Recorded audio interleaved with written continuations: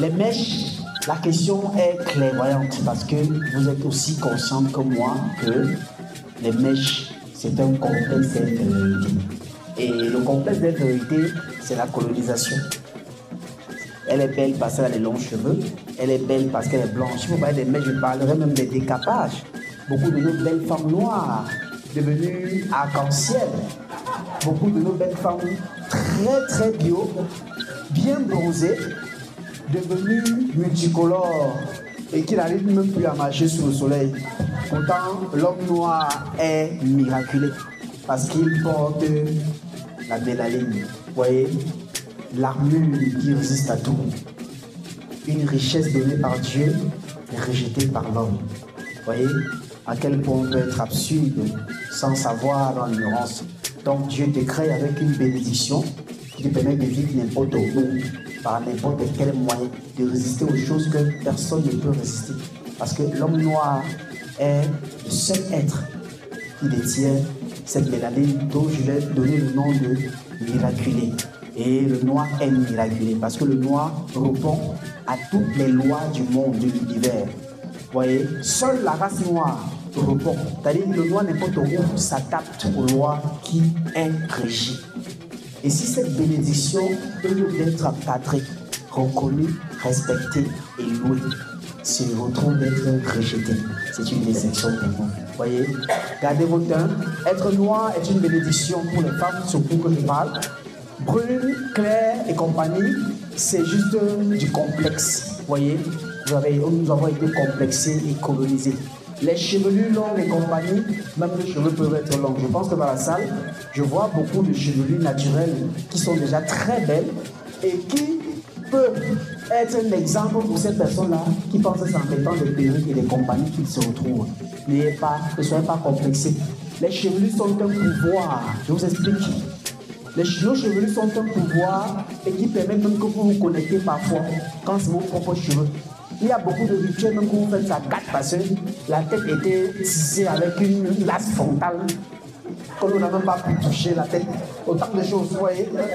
Il y a tellement de choses qui vous passent à travers à cause du complexe d'infériorité. Et aussi des hommes, s'il vous plaît, ne passez plus les commandes. J'aime les femmes brunes, hein? Parce que je sais qu'il y en a qui le font. Hein? Il prend l'enfant de celui qui est noir, il dit madame, tu es jaune, ou on arrête. Il demande là, il finance même le projet. C'est-à-dire, il n'y a pas à chercher le lait qu'il faut pour le faire. Donc vraiment, aimons-nous, nous sommes très beaux et très belles. Nous sommes la meilleure créature qui existe. Nous sommes la plus ancienne. Nous avons toute la création et nous devons être honorés. Et envers Dieu, nous lui devons une reconnaissance. Notre peau, notre chevelu, nos noms, la forme de nos nez n'impactent en rien ce que nous sommes. Nous sommes des êtres intérieurs qui aujourd'hui est l'exemple de toute l'humanité. Donc vraiment, il faudrait plus que nous soyons dans le cadre de aller se changer, se décaper, se mettre des mèches. Et cette éducation-là, il faut que les jeunes femmes et les mamans traduisent aussi à leurs enfants. Parce que c'est très important. Quand on commence déjà à apprendre à l'enfant à grandir avec sa chevelure, à les entretenir de la façon naturelle possible. L'autre complexe, c'est aussi les noms.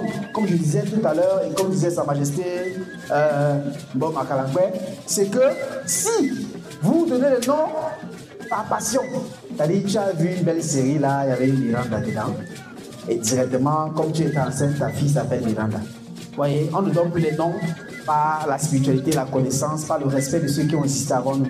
On donne les noms par émotion. Hein? Ronaldo joue au football, mon fils s'appelle Ronaldo. Messi a marqué 6 buts. Non, l'enfant là donne le nom de Messi. On est impacté. Mais les noms nous définissent. La première conférence était basée sur ces noms-là. Et aujourd'hui, je peux faire un plan en disant, donnons les noms à nos enfants qui sont significatifs de quelque chose de bien. Ou les noms qui sont les noms des personnes qui ont fait du bien dans nos familles pour que cela soit perpétué. Donc une fois de plus, l'Afrique est bénie. Et dans cette bénédiction-là, il faut que nous soyons tellement aveugles pour ne pas voir à quel point on nous envie. Et c'est parce que nous sommes tellement aussi enviés qu'on a été tellement combattus. On peut appeler esclavage à 400 ans. L'Afrique n'a jamais fait d'esclavage à personne. Ils n'ont jamais torturé personne. On n'a jamais rien fait à personne. Nous sommes chez nous, nous on subit tout. Esclavage, vol, tout. Mais nous, on n'a rien fait à personne. Vous voyez, la question est-ce qu'on lance dans la pierre à un arbre qui n'a pas de fruits? Si on est autant combattu, autant marginalisé, autant endoctriné depuis longtemps, c'est justement parce que nous sommes les détenteurs de tout ce qu'il y a de fort sur ce bas monde.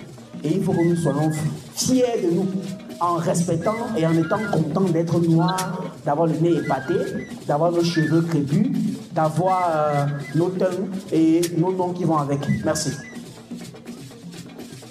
Bonsoir à tout le monde. Bonsoir maître. Moi c'est l'oncle Thierry. Alors pour tout ça j'ai une préoccupation qui nous arrive très souvent. Et dans certains enseignements, on nous le demande aussi. Mais ce soir j'aimerais que vous puissiez